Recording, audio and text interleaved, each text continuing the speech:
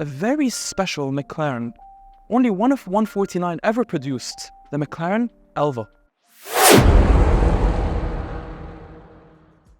The McLaren Elva pushes McLaren's historic daring design language forward, embracing the principles set down by Bruce McLaren's original, race-conquering open-top sports car of the 1960s, the M1A, M1B, and M1C.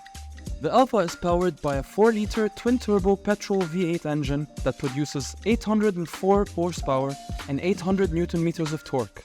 This engine is paired with a 7-speed dual-clutch automatic transmission.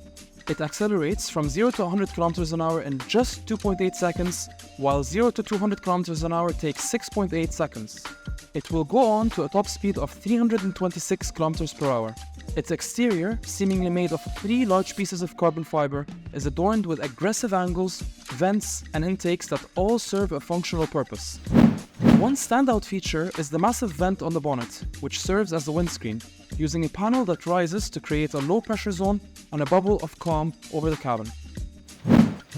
The interior is designed to be simple and focused on the driving experience. It's a powerful roadster created to deliver nothing but the purest possible driving experience. It's impossibly light, intoxicatingly powerful, and has split-second agility.